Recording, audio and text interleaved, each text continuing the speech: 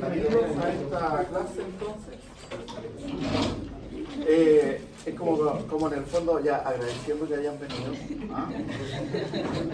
Vamos a continuar lo que hicimos la clase anterior. Y si repasamos un poco lo que vimos, fueron estructuras, ¿cierto?, que están en la región abdominal. Vimos, por ejemplo, el vaso, que es un órgano bastante complejo, las glándulas suprarrenales, y alcanzamos a analizar el páncreas. ¿Ya? Eso con más detalle, en fin. Así que esas tres estructuras, esas tres glándulas, prácticamente, las trabajamos. El vaso, claro, es un órgano linfoide, pero también a veces se lo considera como glándula por el tema de su arquitectura, ¿cierto? Las glándulas tienden a tener un armazón, un estroma reticular. Bueno, eso comparte el vaso con las glándulas que vimos, una anficrina, el páncreas, otra endocrina, perfectamente como las suprarrenales. Bueno, ahora vamos a continuar. Nos quedó pendiente, ¿cierto?, el hígado. Y aquí hay una imagen, ¿cierto?, del hígado, que es una glándula, la mayor de todas las glándulas digestivas en nuestro organismo, que obviamente ocupa el cuadrante superior derecho del abdomen. Este órgano se deriva del endodermo del intestino anterior, de la parte final del intestino anterior.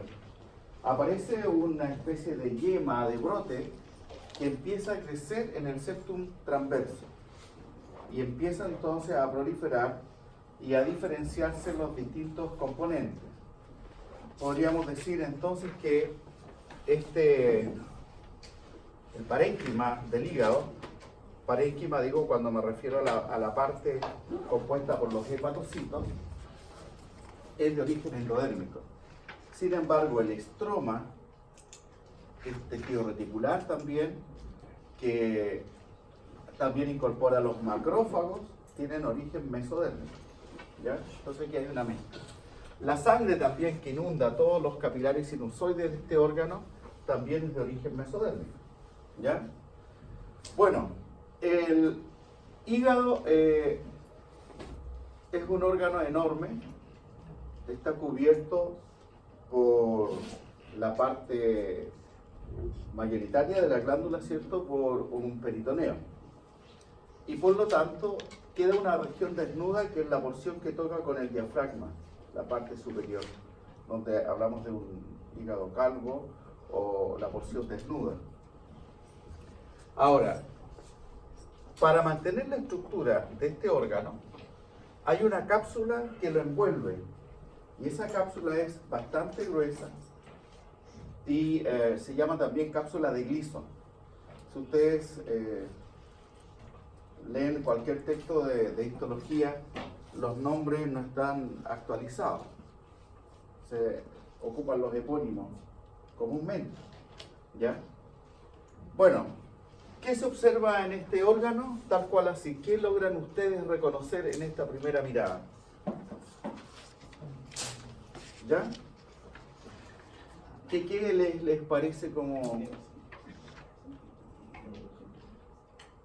habitual? ¿Qué se podría reconocer? Los hepatocitos, ¿cierto? Si yo dijera, a ver, búsqueme un hepatocito. Bueno, ahí uno encuentra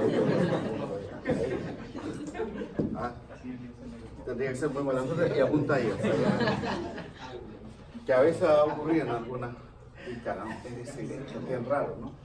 Todo lo demás está lleno de hepatocitos. Bueno, este sería la estructura del hígado, ¿cierto?, de alguien que está recién viendo un preparado. Entonces siempre hay que buscar, por supuesto, referentes. Hay que buscar de dónde empiezo a analizar esto.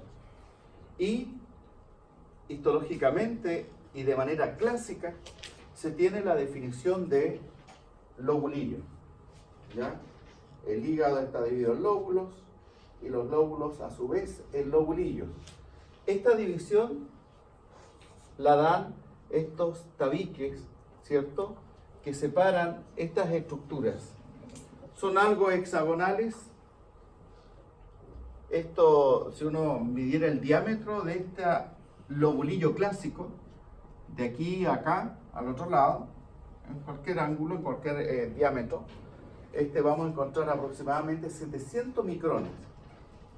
Eso equivale como al espesor de 2 adipocitos, para que tengamos idea. Y como son con una forma cilíndrica, son hexagonales, pero si lo acomodamos sería una forma cilíndrica, la longitud de cada lobulillo sería de 2 milímetros. 2 milímetros de largo y 700 micrómetros de diámetro. ¿Qué lo delimita? Lo delimita entonces estos tabiques conectivos, ¿ya? Ahí entonces está teñido de color azul el colágeno, por lo tanto significa que es una coloración tricrómica, ¿ya? ¿Es posible entonces reconocer un lobulillo? ¿Sí? Entonces, por ejemplo, si volvemos ahí, ¿podríamos reconocer el lobulillo? Se hace más difícil, ¿no? Bueno, como el corte a veces es en distintas direcciones, hay que buscar aquel corte en donde el lobulillo que vimos anteriormente está transversal. Y la referencia para localizar un lobulillo, lo primero es buscar un espacio blanco, que se ve vacío generalmente, como ese, que sería la vena central, ¿ya? Y en torno a la vena central, uno tiene que ver que los hepatocitos se ubican de manera radial, formando cordones. Aquí vemos, por ejemplo, la vena central, y si uno sigue el recorrido poniendo tensión en los hepatocitos, ¿cierto?, hay un recorrido radial, ¿ya? Igual se ve poco, pero eso es lo que hay que fijar, ¿ya? Aquí obviamente, como hay uno que se nota muy bien los tabiques, se ocupó esta tintura especial para hacer resaltar el colágeno. Entonces, sí vemos la vena central y vemos entonces los hepatocitos dispuestos en cordones que se dirigen de manera radial. ¿De acuerdo? Entonces, esta imagen es típica de un lobulillo clásico. Ahora, el hígado, que ustedes desde el punto de vista anatómico lo han estudiado, ¿cómo es que se irriga? Se habla, ¿cierto?, famoso el sistema porta hepático, ¿cierto? ¿Y se acuerdan lo que era un sistema porta?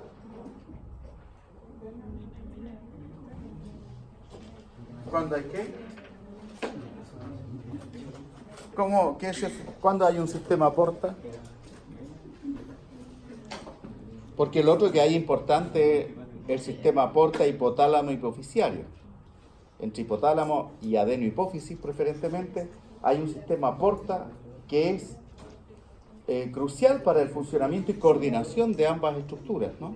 Una representante del sistema nervioso y el otro del sistema endocrino. O sea, ahí está la conexión entre ambos sistemas. Bueno, acá un sistema porta es cuando una vena se capilariza y luego esos capilares vuelven a confluir en otra vena.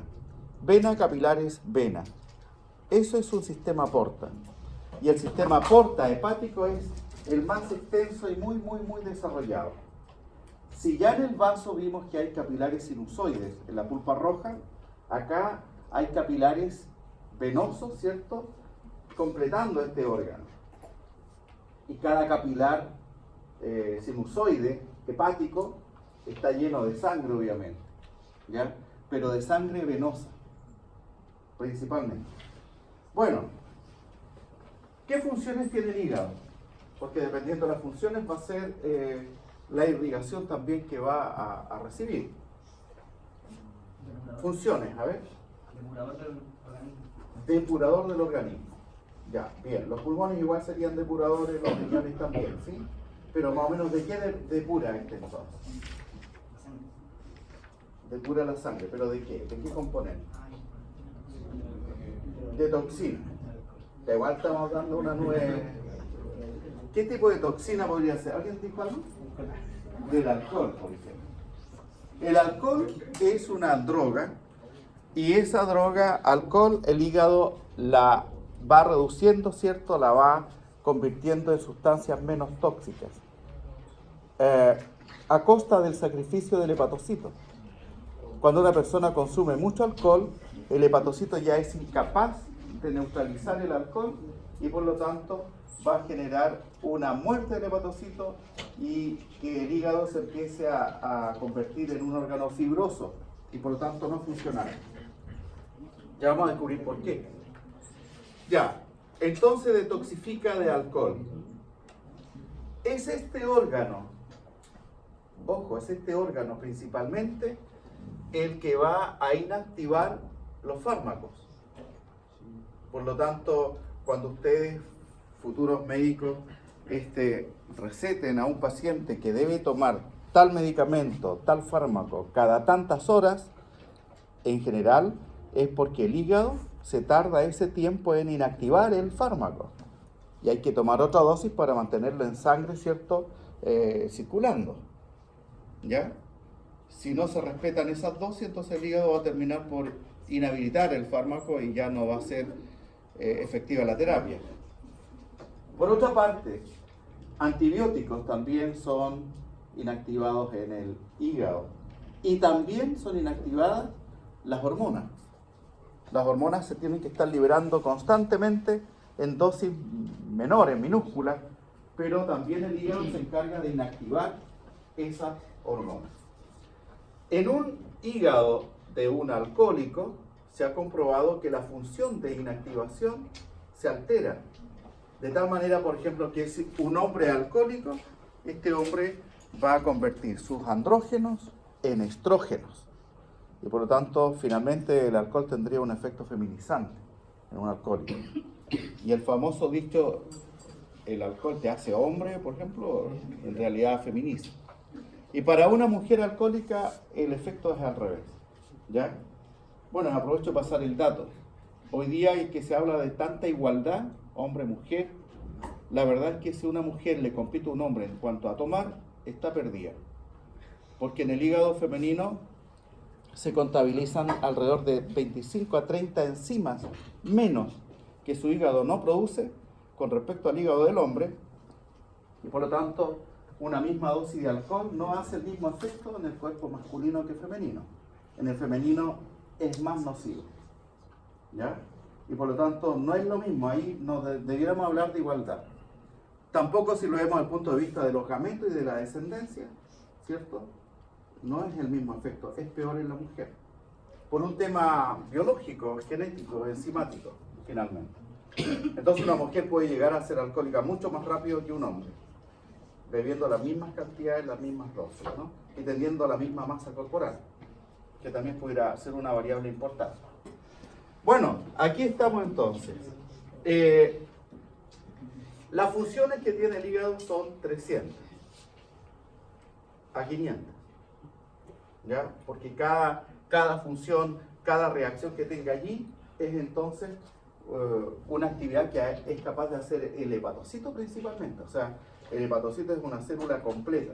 Cuando en biología se quiere estudiar una célula modelo, el hepatocito se toma porque tiene todos los orgánulos más o menos equilibrados, ¿ya?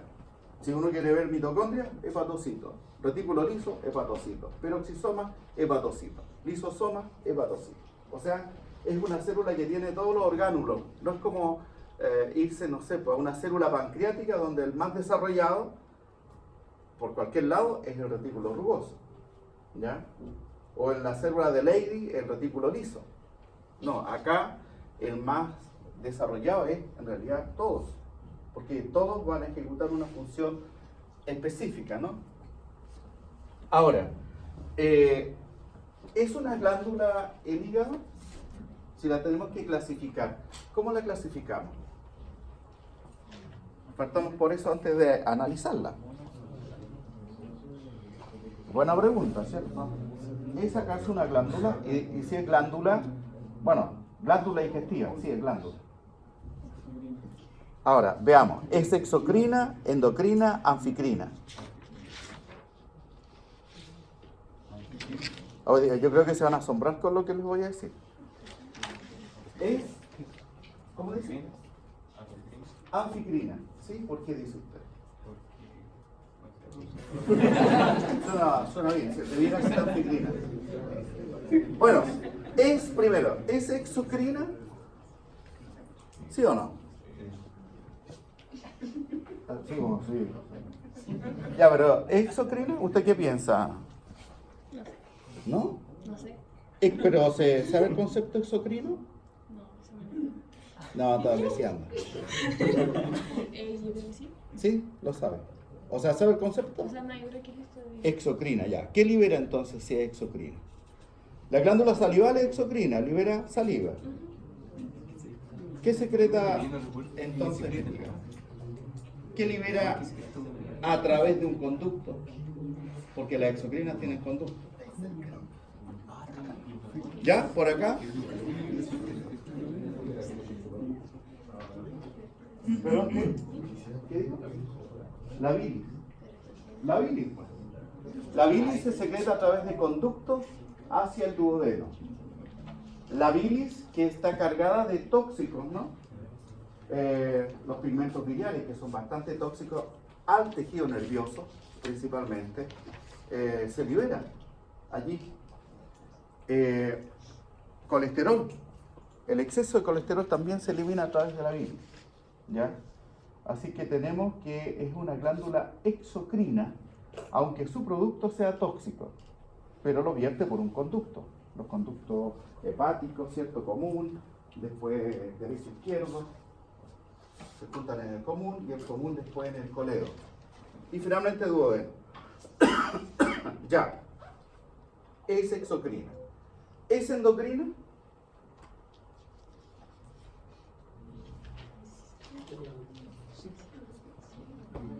¿Ah? No, pero ¿es endocrina? No. Exocrina libera bilis. Sí. Endocrina. ¿Qué libera endocrino? O si repasamos el concepto endocrino, ¿qué es endocrino?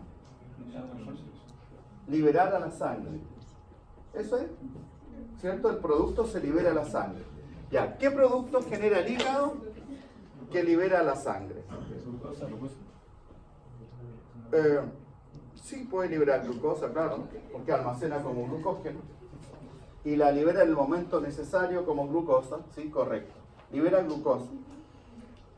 ¿Qué más puede liberar? El hígado es el que fabrica los componentes de coagulación, por ejemplo. ¿Cierto? ¿Cuál podría ser? Proteínas para que la sangre coagule.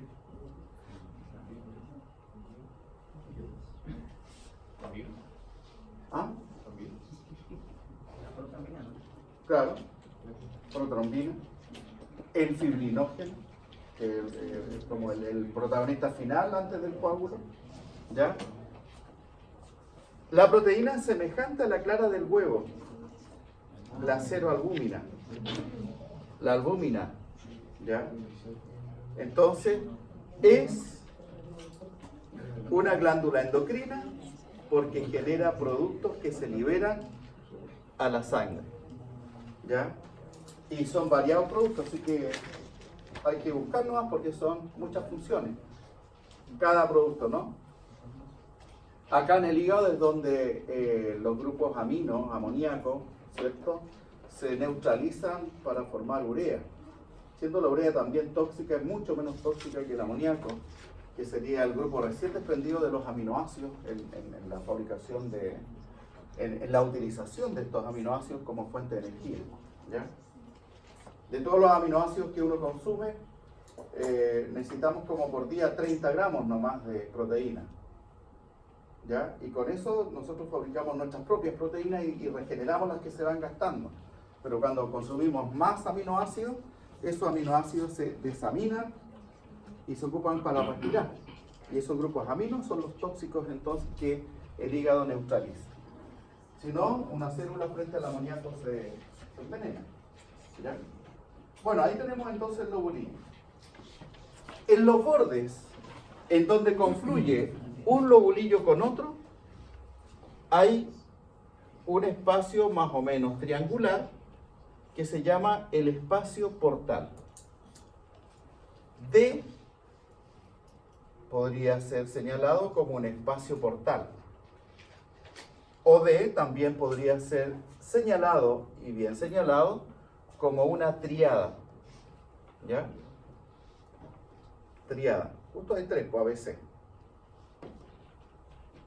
¿Reconocen algo aquí? ¿Qué sería A? Morfo 1. Histo 1. ¿Qué se parece?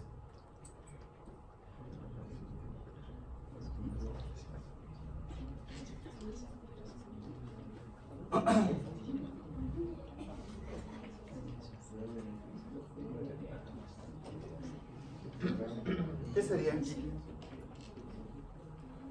Ya, o alguien que sepa, porque esto puede salir en la próxima gincana. ¿Ah? Parece una arteria, ¿sí? ¿O arteriola, dice usted? Ya. Este es una arteria. Ahora, allí nomás digamos arteria, puede ser arteriola, puede ser arteria de mediano calibre, de gran calibre. Bueno, de gran calibre no es, es una arteria de mediano calibre. Luego el de acá, el C, es un conducto, ¿sí? Ahora, fíjense bien, ¿qué dijimos que secreta o excreta el hígado? Bilis. Bueno, por este conducto viaja la bilis. Si ustedes se fijan, el epitelio es cúbico simple. Ningún vaso sanguíneo tiene epitelio cúbico. Todos los vasos sanguíneos, todos tienen epitelio plano simple, que es el endotelio. ¿Ya? Allí se ve un núcleo de una célula endotelial. Ahí se ven elementos figurados. ¿Ya? Pero este es un conducto biliar.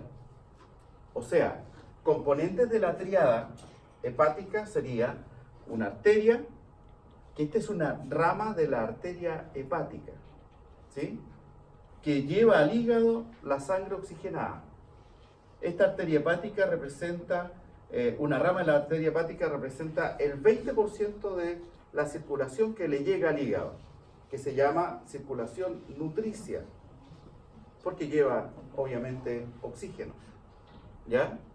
Y esta grandota de acá, la B, sería entonces una vena, una rama de la vena porta hepática. ¿Ya? Y reconocemos que es vena por su lumen amplio, irregular o aplastado. Las arterias siempre son circulares por su contenido muscular elástico, ¿no? Pero acá hay más colágeno y el colágeno es como flexible, ¿sí? Se deforma. Y además un lumen muy grande y una pared delgada. Entonces, esta es una vena que además tiene elementos figurados en su interior, que hay sangre. Entonces, fíjense muy bien, 3 elementos constituyen la tríada hepática. Y entender que están ahí, y después vemos para qué sirven, nos permite entender cómo funciona el hígado y cómo está estructurado. Ya, eso sería. ¿Dónde se encuentra esto entonces? En los vértices, donde confluyen los lobulillos hepáticos, ¿sí? ¿Cómo se llamarían estas células entonces? Son hepatocitos, ¿cierto? Y van uno tras otro formando cordones. O es una hilera de hepatocitos, o a veces son 2 que se juntan y van formando una especie de laberintos que serían estos los capilares sinusoides, ¿ya? Todos llenos de sangre. Bien, ¿qué característica tiene el hepatocito? Que es una célula que es capaz de regenerarse activamente, se recambia frecuentemente. Una gran cantidad de hepatocitos son tetraploides. ¿Significa eso? Que su núcleo tiene el material genético, ¿cierto?, duplicado. Si normalmente una célula somática en nuestro cuerpo es diploide, 2N, estas son 4N. Y pudiéramos encontrar células 8N, octaploide. Ahora, ¿qué significa eso?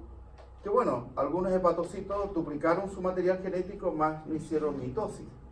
Y quedaron con un núcleo con el doble de la información genética habitual. ¿Qué característica permite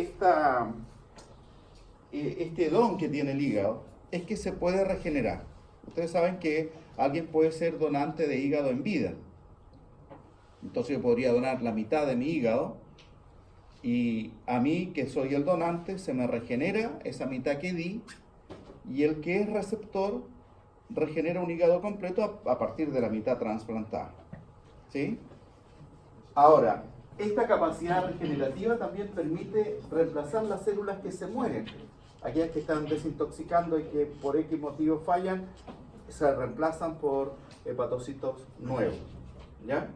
Así que tiene una alta capacidad regenerativa.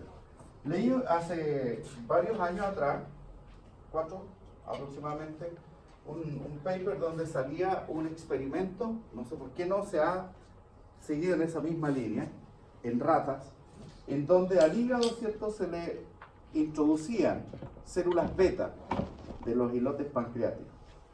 Una terapia para mejorar la diabetes, ¿sí? Y ocurre que el hígado de esas ratas, en donde se les metieron células beta, entonces ese hígado producía insulina en las dosis que la rata lo requería, es decir, no produjo cambio. Ahora, yo no sé por qué, en qué momento se entrampó aquella experiencia que no siguió, no sé pues, si en monos, en cerdos y en humanos. ¿Por qué no se probó esa terapia? ¿Ya? A veces, acuérdense ustedes que hay toda una trama media oscura en donde ciertos experimentos no se financian porque producen una hecatombe en el sistema económico de la farmacología, por ejemplo. ¿Ya? Si alguien, un científico, dice, hagamos este experimento, no, al laboratorio no le conviene, por lo tanto no financia, no. ¿Ya? Ahora es más barata la metformina. ¿Sí? ¿Hay una edad límite para esa respiración del hígado? No, es permanente, ¿ya? Porque si no fuera permanente el hígado se nos acaba pronto. Por todas las funciones que hace, el desgaste es enorme y también la vida de los hepatocitos se estima como en 20 días. O sea, cada 20 días un hepatocito tiene que dejar descendiente para que el hígado se mantenga. Entonces, 20 días, 30 días sería ya un hígado envejecido y ya inhabilitado. ¿Ya? Bueno, aquí hay un diagrama de todo ese hígado enredado de la primera diapo, en donde se puede entender un poco mejor. ¿Ya? Aquí está el conducto biliar, aquí está, ¿cierto?, la rama de la vena porta, aquí la rama de la arteria hepática. La vena porta, ¿cuánta irrigación lleva el hígado? ¿Ah? No. El 80. ¿Por qué estás diciendo 70? Sí. El 80% es circulación o irrigación funcional. El 20% es irrigación nutricia. ¿De acuerdo? ¿Y de dónde viene la sangre que llega al hígado? Que la trae la vena porta, la porta hepática. Viene del intestino, la sangre proviene del estómago y la sangre proviene del vaso. O sea, 3 ramas venosas también llevan sangre, son tributarias hacia la vena porta. ¿Ya? ¿Y qué sangre, y qué vena va a sacar la sangre del hígado? ¿Quién la va a sacar? La vena suprahepática, ¿no? Y esa desemboca en la cava inferior.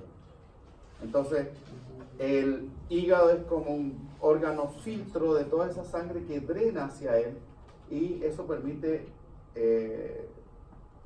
influir en su composición química.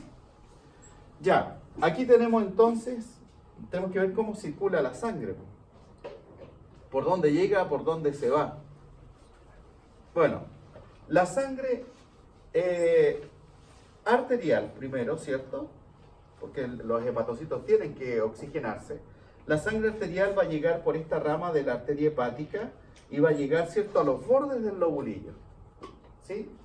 Y la sangre se va a mezclar con la que aporta esta vena, rama de la vena hepática, ¿sí? De la porta. Entonces, ¿qué va a ocurrir? En estos capilares sinusoidales se va a vaciar la sangre venosa y se va a vaciar la sangre oxigenada. Y desde la periferia del lobulillo, la sangre se va a dirigir, ¿cierto?, hacia la vena central. Por lo tanto, en la circulación, nosotros vamos a encontrarnos que, volviendo a ese inicial, de las arterias y las venas, la sangre se vierte a los bordes del lobulillo, a los capilares sinusoidales, y por los capilares sinusoidales la sangre recorre esto en dirección a la vena central. Hasta ahí. La circulación va del borde del lobulillo hacia la vena central. Todo confluye hacia la vena central. Y la vena central después va a drenar entonces la suprahepática, la vena suprahepática y hacia la cava. Entonces, los hepatocitos tienen gran superficie para entrar en contacto con esa sangre que va circulando. Y en ese gran contacto que queda al menos en dos de las caras que tiene, si pensamos que es cuadrado, entonces dos caras son limitantes con los capilares sinusoides. Y otras dos caras están en contacto con los hepatocitos vecinos. ¿Ya? Entonces, eso permite que haya una polaridad funcional en cada hepatocito. ¿Ya? Ese es el hepatocito que estamos hablando. Una célula que tiene prácticamente todos los orgánulos, una gran cantidad de peroxisomas que participan en la detoxificación, ¿ya? Y que presenta un núcleo, ¿cierto?, con cromatina habitual, eucromatina, heterocromatina, y cuando hay un núcleo también que tiene un importante nucleolo, indica que es un núcleo muy activo, ¿ya? Muy activo. Por lo tanto, se están produciendo allí, ¿cómo se llama? La secuencia típica, ¿no? Aquí habría mucha síntesis de ADN, fabricaciones de ácidos ribonucleicos y por lo tanto una gran actividad metabólica. ¿Ya? Ahora, tampoco es una célula que consuma tanto oxígeno. El 20% de la tributación que le llega le basta. ¿Ya? Más le llega sangre venosa desoxigenada. ¿Ya? Bueno, fíjense muy bien. Esta sería una cara que queda hacia el capilar sinusoide. La otra cara hacia el capilar sinusoide donde hace los intercambios y todo el proceso. Y la cara que queda en contacto con el otro hepatocito vecino es ahí, en esa unión, donde se van a formar los primeros canalículos biliares. Este es un canalículo biliar, que es una estructura que tiene un lumen irregular y que se forma por la confluencia de dos hepatocitos. Un hepatocito aporta como la mitad del canalículo, el otro la otra mitad, y arriba y abajo se generan ahí uniones estrechas, ¿cierto?, para limitar, impermeabilizar este canalículo, y más abajo, bueno, las típicas uniones de adherencia, como los dermosomas. Entonces, la bilis que produce el hepatocito se vierte directamente en el canalículo biliar. Y la circulación de la bilis es en sentido contrario a la circulación de la sangre. Mientras la sangre va de la periferia del lobulillo hacia la vena central, la bilis va desde la vena central hacia la periferia del lobulillo, hacia los conductos biliares mayores. Ahora, ¿qué hay por fuera en las caras que entra en contacto el hepatocito con el sinusoide? Bueno, primero, como hay que aprovechar al máximo el contacto con la sangre, hay microvellosidades. Eso aumenta la superficie, ¿no? Y por lo tanto, este hepatocito podrá captar sustancias de la sangre como vaciar sustancias a la sangre a través de esta gran superficie. Segundo, entre el hepatocito y el capilar sanguíneo, aquí iría la sangre, vemos que está la pared del capilar. Esta es una célula endotelial. Y por lo tanto, estas células endoteliales tampoco están tan unidas unas con otras, son capilares fenestrados, capilares sinusoides fenestrados y con lámina basal discontinua. Entonces, hay gran comunicación entre la sangre, pasando por la pared del capilar, y el hepatocito. Y entre la pared del sinusoide, del capilar sinusoide y el hepatocito, hay un espacio que se genera donde hay líquido intersticial, obviamente, y aquí en este espacio llamado espacio de Dice, con 2 S, aquí es donde se realiza el gran intercambio y lo que permite las funciones del hepatocito. ¿Ya? Entonces tenemos el hepatocito, el espacio de Dice, la lámina basal discontinua, las células endoteliales y la sangre. ¿Ya? ¿Qué otra función tiene el hígado que ustedes reconozcan? Hematopoyética. Bueno, aquí podemos verla. No son todas, obviamente, ¿no? Pero algunas que nos permiten tomar la importancia de este órgano. Por ejemplo, aquí dice, sintetiza proteínas. Bueno, la albúmina, lipoproteínas. Las lipoproteínas, ¿cierto? Son las que acarrean, por ejemplo, hormonas lipídicas y colesterol, las más conocidas. La albúmina, componente importante de la sangre, ¿no? La sangre tiene albúmina, fibrinógeno y globulina. ¿Ya? Bueno, la albúmina ayuda a la presión coloidosmótica de la sangre. ¿Qué le pasa a un alcohólico cuando ya tiene cirrosis hepática? No es capaz de regular los niveles de hormonas. Ya, pero uno de los efectos que tendría... Aumenta la insulina. ¿Amarillento? Sí. ¿Ya?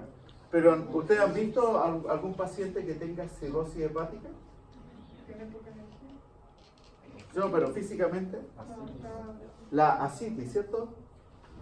¿Todos ubican lo que es la ascitis? ¿Podría explicar qué es? La acumulación de líquido en la cavidad peritoneal. Se acumula líquido en la cavidad peritoneal, ¿cierto? Entonces, por ejemplo, uno dice ya, ¿y cómo se produjo eso? ¿Por qué acumula líquido una persona con cirrosis hepática ya en su estado casi final, ¿no?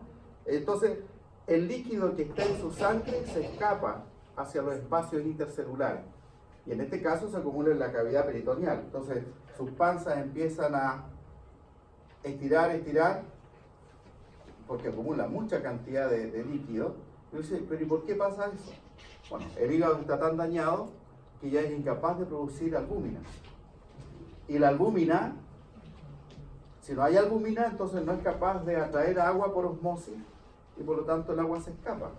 Entonces una persona con ese nivel de cirrosis es como el ejemplo de tomar agua y esa agua se filtra inmediatamente a la cavidad peritoneal. ¿Ya? Es por eso, la albúmina tiene una función coloidosmótica. Tanto que en algunos textos de primeros auxilios aparece que si una persona tiene un sangrado enorme, se podría reconstituir parte de aquello inyectándole clara de huevo diluida.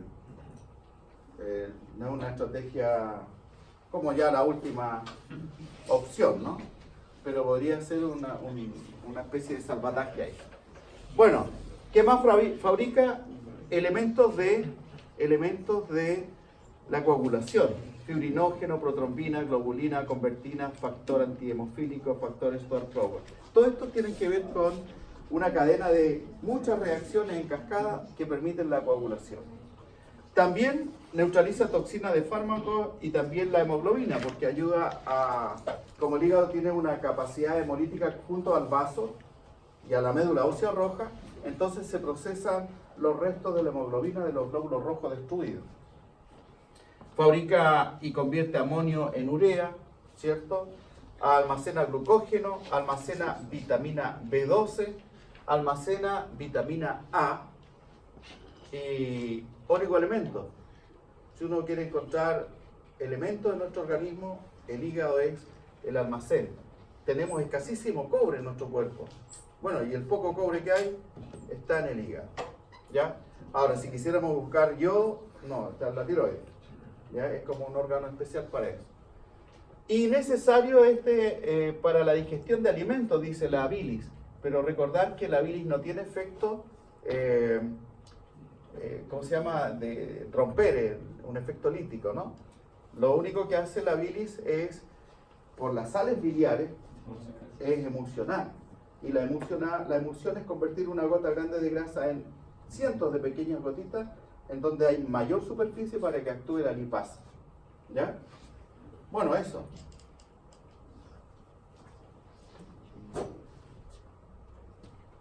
Veamos entonces acá una imagen aumentada del parénquima hepático. Tenemos entonces ahora pasando del dibujo a la imagen.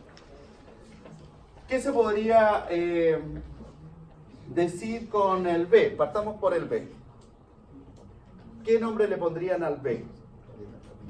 Ya, capilar sinusoide, perfecto. Ese sería el capilar sinusoide y esa línea más oscurita que está marcándose la lámina basal o membrana basal en esta microscopía óptica, esa sería la pared del capilar sinusoide. Por lo tanto, capilar sinusoide, el B. ¿Qué es el A? Ese es el espacio de Dice, ¿no? O espacio perisinusoidal. Espacio de Dice. Ahora, C.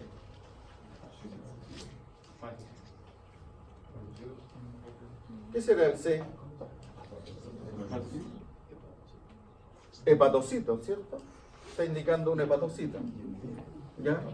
¿Qué será el D? Canalículo biliar, estructura que hay entre dos hepatocitos. Y el E, eso no lo sé. ¿Qué será el E? ¿Será un hepatocito? ¿Qué podrá ser?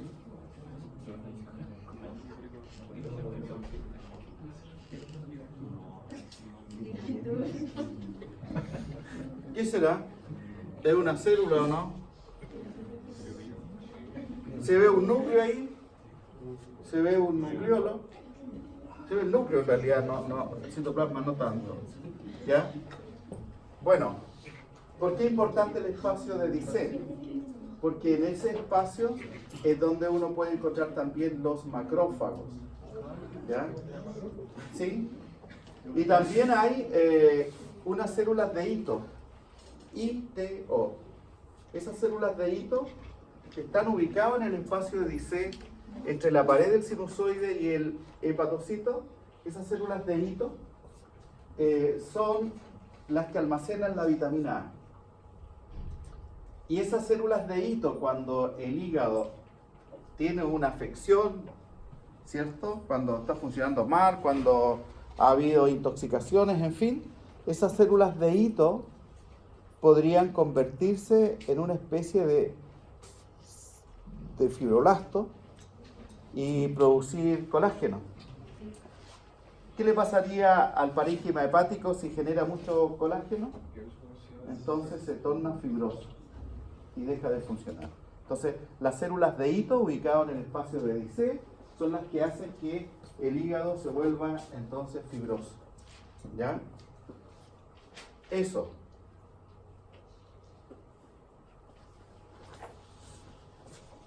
Hagan preguntas para que se me ocurran más cosas. O sea, si se vuelve fibroso, se empiezan a acumular las sustancias dentro y no las puedo sacar. No, si se pone fibroso significa que baja su calidad en todas las funciones que cumple. En otras palabras, el hepatocito se anula.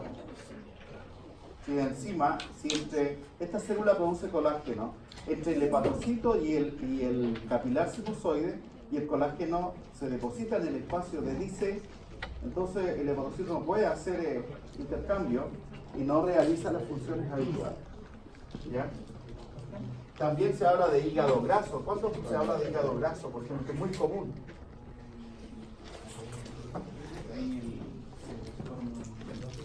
Las células de hito también pueden guardar grasa.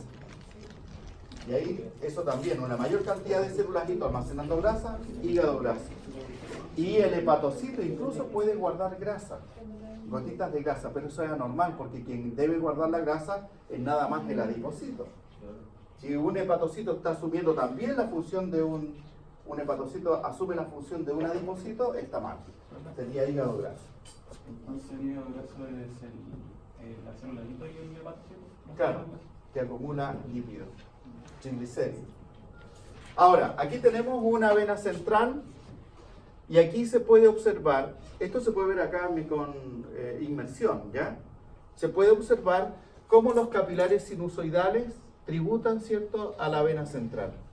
Ahí hay una perforación, acá hay otra perforación, otra más. Entonces aquí está bastante en evidencia cómo la sangre llega y confluye hasta la vena central. ¿Ya? ¿Sí? Hay una pregunta que quiero sobre la capacidad del hígado de regenerarse. Sí. El hígado se regenera porque en el fondo, a pesar de que tenga muchos organelos, no está especializado genéticamente o porque tiene... Claro, sería importante. Cuando una célula es extremadamente especializada, deja de dividirse. Si no es especializada, se divide mucho. Esa está a mitad de camino en cuanto a la diferenciación celular. ¿Sí? Y eso le permite regenerarse. Ahora, fíjense muy bien. Aquí está una célula de hito. Esta es.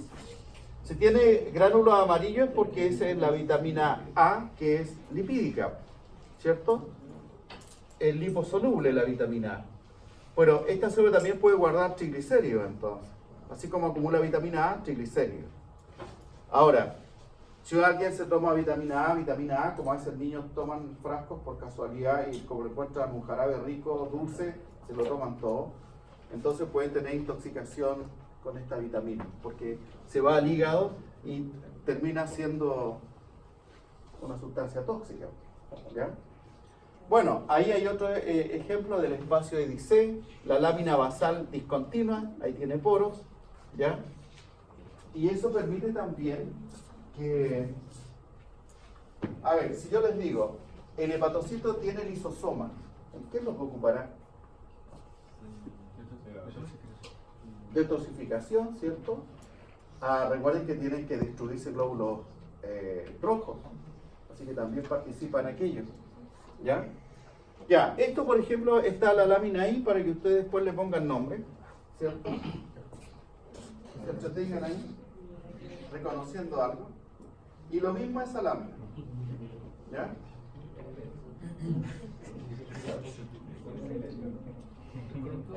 Todo lo hemos visto, así que deberán todos conocerlo. ¿Quiere hacerlo ahora? Ya, primero vamos a ver esto. Y con esto ya terminamos con el hígado. Primero, esto lo hizo acá un médico, ¿cierto? Gabriel no sé cuánto. Y este sería el típico ejemplo de el lobulillo hepático. Pero también hay otras dos definiciones. Está, bueno, lobulillo hepático ya lo dijimos, hexagonal. Espacio portal, donde está la tríada, lo dijimos. Arteriola, vérula, conducto biliar, ya lo vimos. La vena centrolobulillar, o la vena central, también lo vimos. Pero aquí viene un concepto nuevo. Hay un concepto de acino hepático. ¿Qué es un acino hepático? Es aquella estructura que se delimita entre una vena central de un lobulillo clásico y la vena central de otro lobulillo clásico. Y esos serían los vértices, ¿no? Dos de los vértices. Y los otros vértices llegan a los espacios portales, formándose un rombo. ¿Sí? Este es un rombo. Por lo tanto, el acino hepático tendría una forma de rombo. ¿Sí? Ahora, ¿por qué es importante esto? Porque cada parte del lobulillo que corresponde al acino se subdivide a su vez en zona 1, zona 2, zona 3. La zona 1 está pegada al vértice, al borde del lobulillo. Y la zona 3 llega a la vena central. Entonces, esto desde el punto de vista médico es importante, porque el metabolismo, la capacidad de regeneración de los hepatocitos, depende de la ubicación que tengan en el acino. A ver, si yo les pregunto, los hepatocitos que están en la zona 1, ¿se regeneran más o menos que los hepatocitos de la zona 3? ¿Qué me dicen? Estas son una especie de pregunta de prueba, ¿sí? No de memoria, sino que apliquen esto. Repito, los hepatocitos de la zona 1 se regeneran más o menos que los hepatocitos de la zona 3. Ah, escuché dos respuestas. Repítala de nuevo en voz alta. ¿Más? ¿El menos? Te diría que menos. ¿Por qué? Porque los de la 3 tienen menos sangre oxigenada, entonces serían más propensos como a morirse. No sé, se me ocurre eso. Ah, pero tú dices que aquí se regeneran menos, en la 1. Ya. Ah, no, pues la cantidad de toxinas influye, entonces lo uno se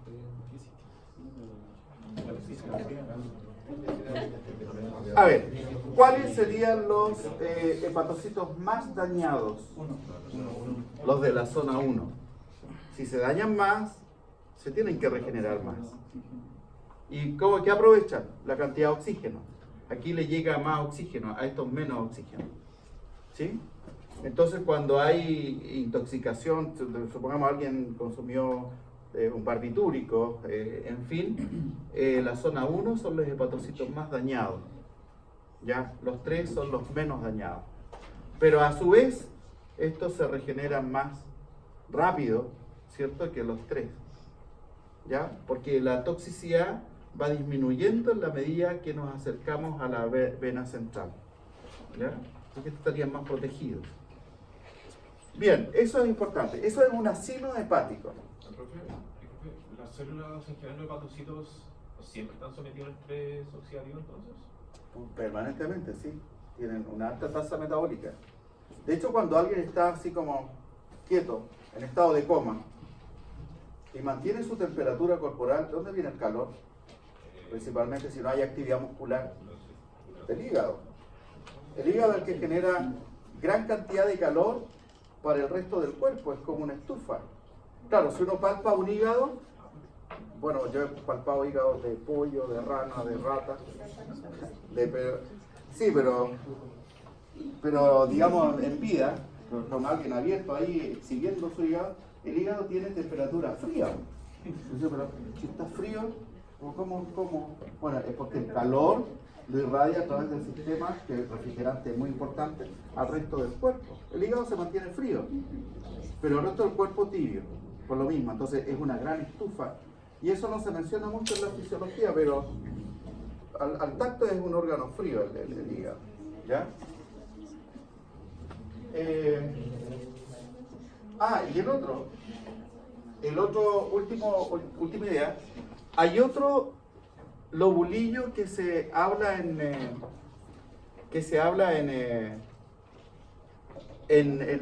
la funcionalidad, ¿cierto?, del hígado, que es el lobulillo portal. ¿Ya? El lobulillo portal tendría la forma de un triángulo y el lobulillo portal toma como puntos ejes para unir las venas centrales. O sea, si yo hago un triángulo de esta forma, ese sería un lobulillo portal. ¿Ya? La forma de rombo, acino hepático. La zona hexagonal, el lobulillo hepático común o clásico. Hasta ahí el hígado. ¿Preguntas? No, la anterior. De veras. Me la quería saltar. No. Ya, a ver, díganme ustedes, ¿qué han aprendido? Bueno, la primera pregunta, ¿qué es el Número y me dicen qué es el número, yo lo anoto cuando esté correcto, ¿sí? El 7 de patocito. Ya, el 7 hepatocito, bien. ¿Cuál más? El 8 no sería capilares. El 8 sí, son capilares. El 9 es la vena central. El 9, la vena central. O centro lobular, ¿sí? La vena nació.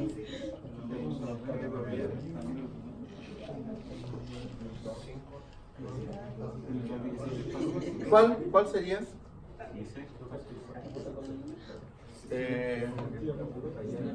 Es que esta flecha acá llega distinto a esa. Ya, el 10 está medio raro. El 1 y el 6 es lo mismo. ¿Sí? Tejido conectivo de, bueno, un tabique ahí. Un tabique de separación entre luna y arteria. Tabique hepático. Aquí están los elementos de la triada. ¿Cuál sería? 4 qué?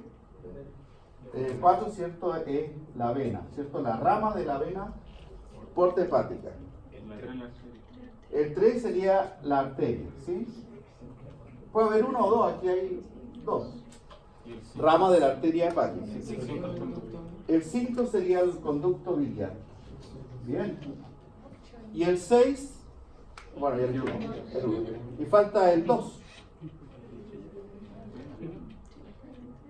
No, vaso linfático. Vaso linfático. Yo creo que esto podría cambiar a propósito, porque cuando uno mira el hígado, no ve 3 elementos. En todos los espacios portales hay un vaso linfático. Debería llamarse una tétrada, no una triada. Pero si uno analiza en todos los espacios, cuando veamos en el laboratorio, siempre hay. Yo creo que alguien tendría que proponer en realidad que debiera ser una tétrada. Porque también hay gran cantidad de capilares sinusoides que mucho plasma sale al líquido intersticial. Y eso formaría un edema, si es que no hay un drenaje linfático apropiado y muy abundante. Lo que yo le quería contar sobre la imagen anterior. Nos muestra unos cortitos similares de la tríada. Lo que está sobre el ángulo que es el vaso linfático. Ah, sí, eso. Correcto. Se ven bastante similar. Ya, eso.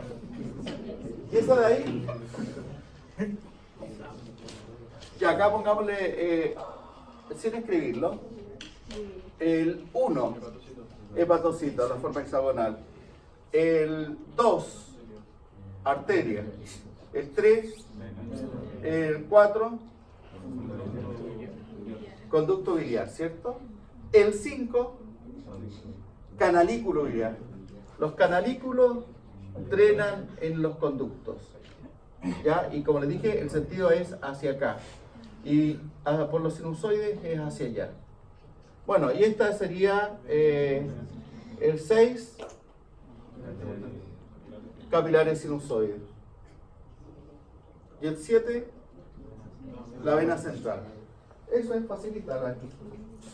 Bien, la última imagen que aparece aquí es para describir la histología de la vesícula biliar. La vesícula biliar está asociada al hígado. De hecho, la vesícula biliar, la principal función que tiene, y digamos que tal vez la única, es almacenar bilis. Como la bilis se secreta por estímulo hormonal, ¿cierto? Entonces, la bilis llega al duodeno luego de las comidas, especialmente comidas ricas en lípidos, porque ahí se produce una comunicación hormonal. Cuando llega alimento lipídico a las paredes del duodeno, entonces el duodeno libera colecistoquinina y con eso es un estímulo ya para la secreción de bilis, ¿ya? Ahora, sabemos que los órganos del tubo digestivo tienen 4 capas. En el esófago ya lo estudiamos. Tiene una capa interna mucosa, después viene una submucosa, luego una muscular y luego una adventicia o serosa. Bueno, aquí la vesícula biliar se caracteriza porque le falta una capa, le falta la submucosa. Así que aquí, si tenemos que nombrar estos números 13, 14, 15, sería 13 la mucosa. Esa es la mucosa de la vesícula biliar. El 14 sería la capa muscular, que es bastante débil y tiene tanto fibras elásticas como fibras musculares lisas.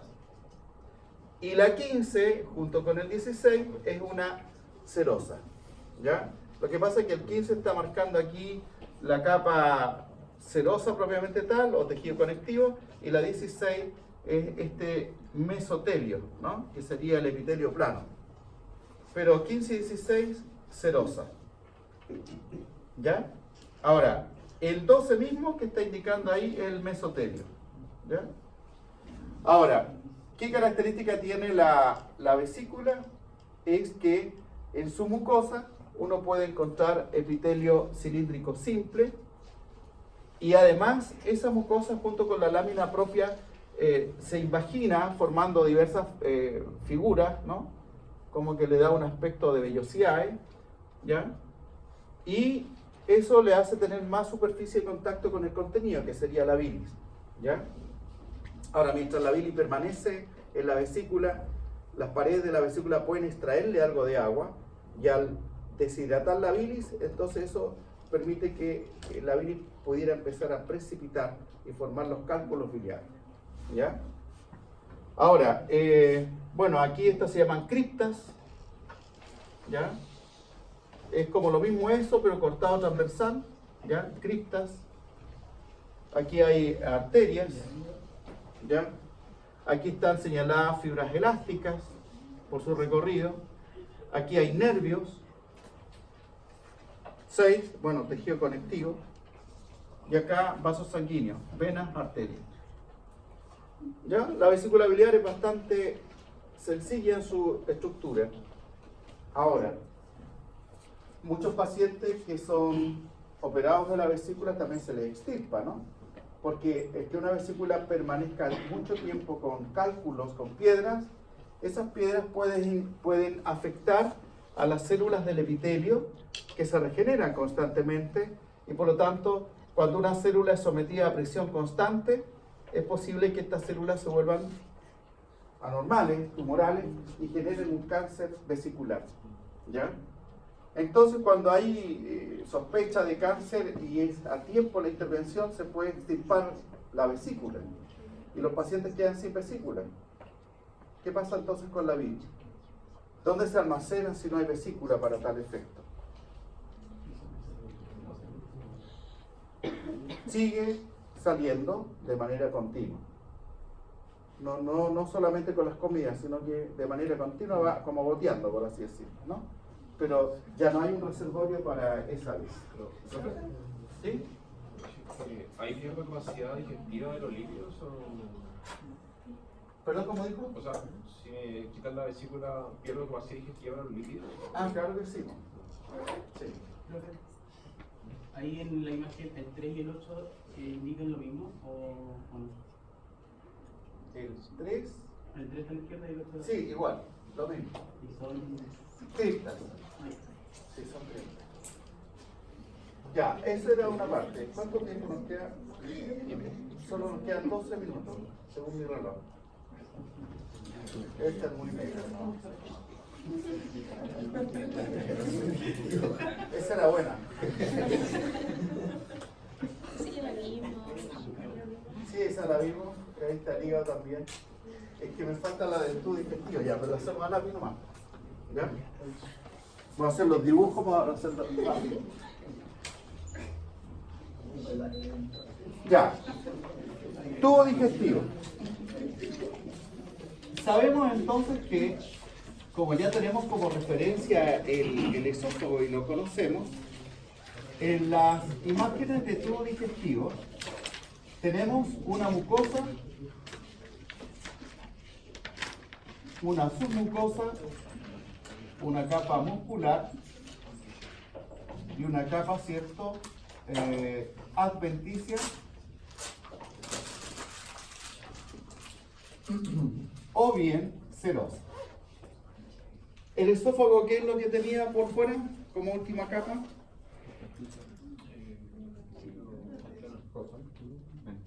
Adventicia. Y serosa ya comienza desde el diafragma hacia abajo, entonces con el estómago. Ya, tenemos que tomar entonces el primer término, lo que es, ¿cierto?, el estómago. ¿Ya? Parece que una presentación que le subí tenía eso. Ya, ese es más o menos el estómago. ¿Qué partes tiene el estómago? 4, ¿cierto? ¿Cuáles serían? Ya, primero hagamos aquí esta región que es estrecha como desembocadura, ¿cierto? Esa sería la región, ¿cierto?, del cardia. En esta región del cardias, esa región tiene glándulas fúndicas o gástricas que en el fondo tienen bastante contenido mucoso en la secreción, ¿ya? Esta región del estómago intenta proteger al esófago de los posibles reflujos del material ácido, ¿no?, que representa su jugo. Entonces la región del cardias es una región estrecha, justo rodea la desembocadura del esófago y tiene gran cantidad de células mucosas. Luego viene acá otra región importante, en donde está aquí un engrosamiento de la capa muscular del estómago, que es la región, ¿cierto?, de ese el píloro, uno de los esfínteres más fuertes del cuerpo. Y luego viene entonces esta región, que sería la región pilórica, del antro pilórico.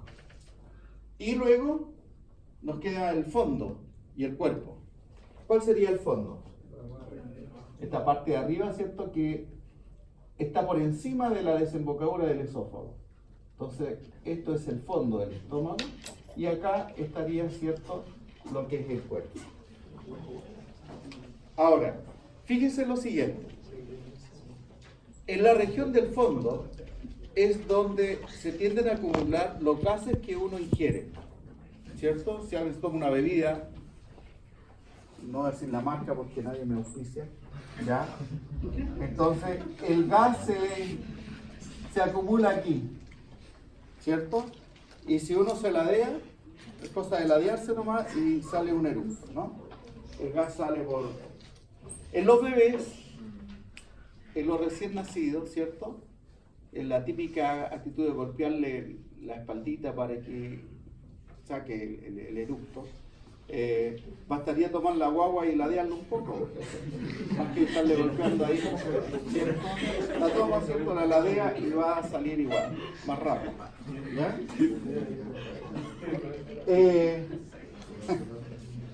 En un bebé es muy importante, y vuelvo a los alcohólicos, también es muy importante, porque en los bebés, ¿cierto?, se produce un reflujo junto con la eliminación del gas al tragar. Entonces, con ese gas, con ese aire que se traga, entonces sale también contenido, ¿cierto? Y eso va a generar que algunos bebés se asfixien porque aspiran ese contenido, ¿ya? Así que es peligroso. Es una técnica importante botarle el aire, porque si no, después cuando se duermen se pueden asfixiar. Bueno, ¿qué característica tiene el estómago?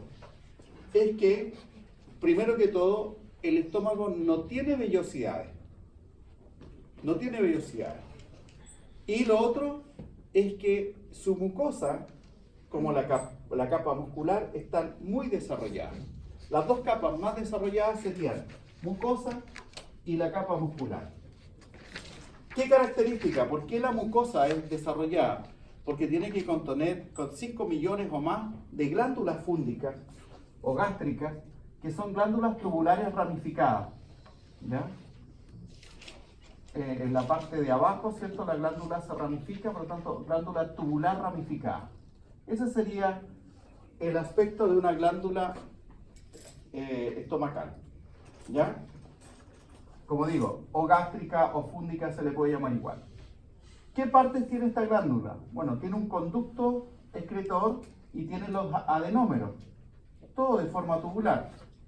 Toda pared de esta glándula está formada por un epitelio cilíndrico simple, pero según la región de la glándula vamos a encontrar distintas células.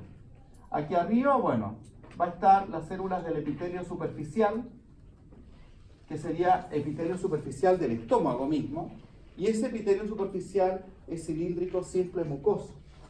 Epitelio superficial cilíndrico simple mucoso. Estamos hablando de mucho moco acá, porque el moco es el protector de la capa de la mucosa del estómago. Luego viene aquí una región en donde hay células mucosas del cuello de la glándula. Células mucosas del cuello. Hay una región entonces de esta glándula que se llama cuello, y esta porción tiene células mucosas del cuello. O sea, cuando hablamos de células mucosas están produciendo moco nada más, esa es la función. Pero estas células mucosas del cuello tienen altísima actividad mitótica.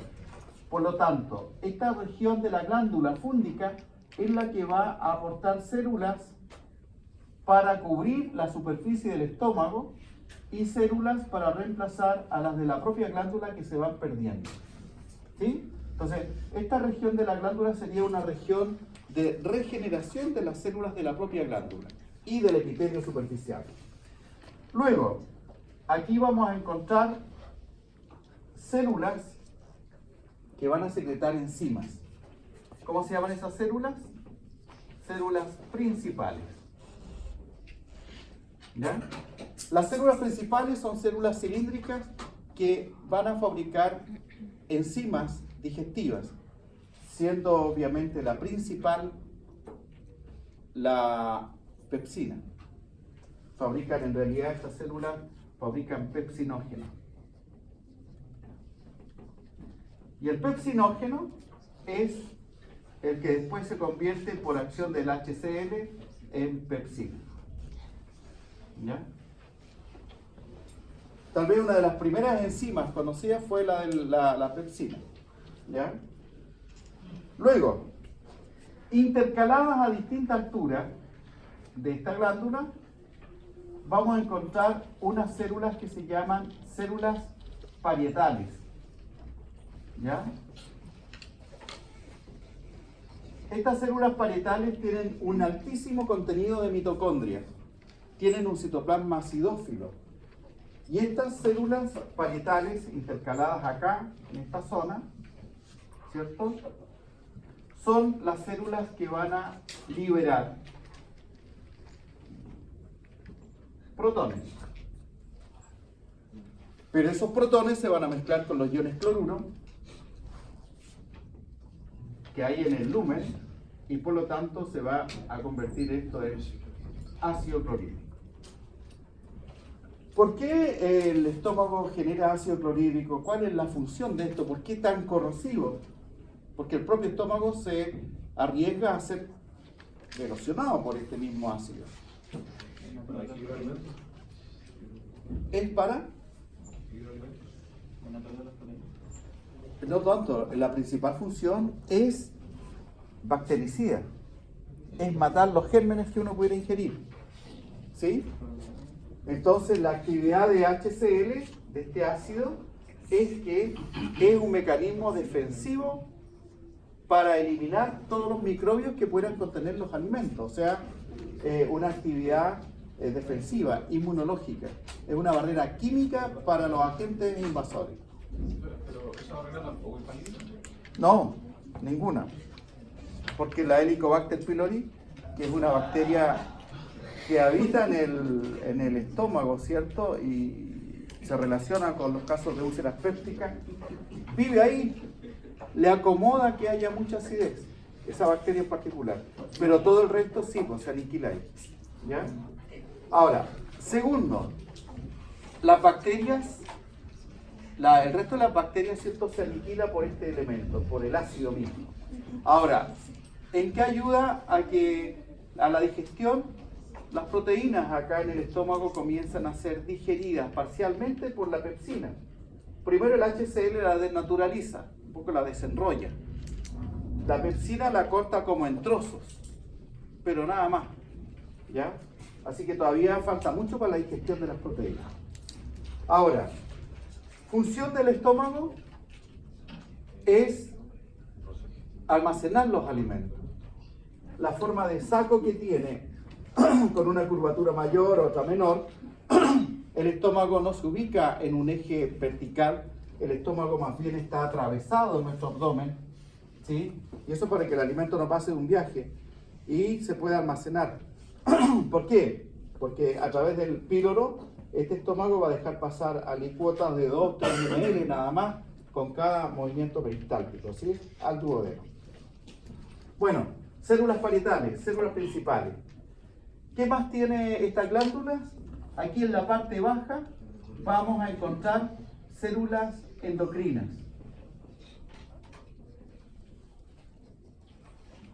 Las células endocrinas o enterocromafines también se llaman, o células que se tiñen con sales de plata. Estas células tienen forma triangular y por supuesto vierten hacia la sangre, ¿ya?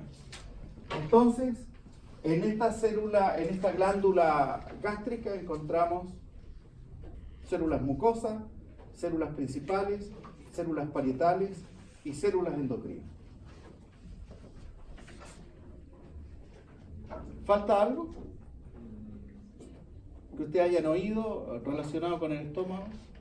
¿Pero por qué libera la célula endocrina? Lo vimos el otro día en el páncreas, ¿cierto? Que una célula libera gastrina, las células delta. Pues bien, estas se supone que liberan gastrina también, ¿sí? Y la gastrina, ¿cuándo se libera? Cuando al estómago llega un contenido, ¿sí? Especialmente cuando llegan carbohidratos y cuando llegan proteínas, estas liberan gastrina. La gastrina actúa sobre el propio estómago, haciendo que libere más jugo y que se mueva más, ¿ya? Entonces, eso harían estas células endocrinas. Eso es la mucosa, tapizado de glándulas gástricas que son muy densas unas con otras. ¿Qué pasa ahora con la otra capa desarrollada, con la muscular? Es que esta muscular ahora, en vez de ser 2 capas de músculo, son 3 capas de músculo. Y estas 3 capas de músculo serían la capa interna, que sería oblicua. Esta capa no existe en ningún otro segmento. Una capa media, que sería circular, y una capa externa, entonces, que sería longitudinal. Estas capas tienen la misma disposición en todos los segmentos, desde el esófago hasta el colon, ¿no? Sin embargo, acá en el estómago se agrega esta capa, haciendo que sea la porción del tubo digestivo más gruesa, más desarrollada, ¿ya? La región o la capa oblicua. Los movimientos peristálticos del estómago son enormes, vigorosos. Sin embargo, uno no siente la actividad debatidora que tiene este órgano, ¿ya? Ahora, ¿cuáles serían las funciones del estómago? Resumiendo, las funciones relacionadas a esta estructura es: 1, almacenar el alimento e irlo dejando pasar de a poquito hacia el resto del tracto digestivo. Por eso que esa función de almacenaje es la que se reduce cuando el estómago se corchetea, ¿no? Para reducir su volumen. Su volumen normal es 2,5 litros. Pero una persona cuando es obesa y come mucho, esa cantidad se expande, ¿no? Porque el estómago se va agrandando. No sé si vieron una vez un tipo muy obeso, súper obeso, que le mostraban cuánto era su desayuno. No, pues era una docena de huevos, más o menos 12 donas también, más un par de litros de leche. O sea, Con eso. Y eso es un desayuno, ¿no? Simplecito. Imagínense el almuerzo, ¿no? ¿Ya?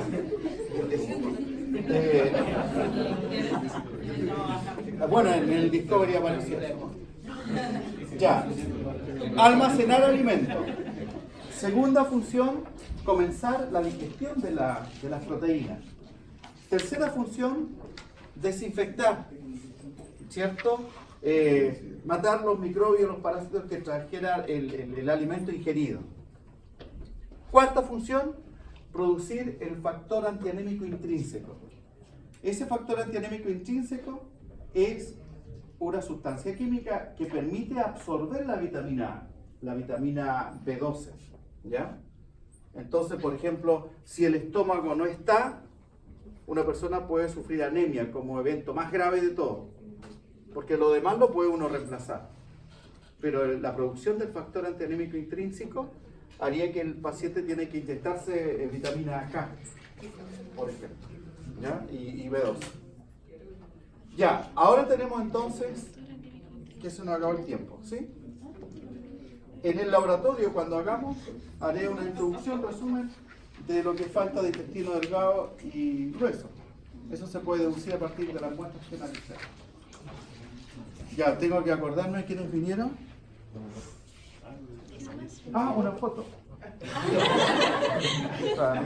Así que, por favor, solamente con fines de asistencia, ¿sí? No tiene ninguna otra finalidad. Ya, esto debe quedar. Muestren las caras, sí. ¿Ya?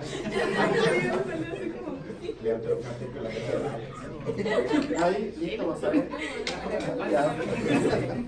Ok, ahí nos quedamos.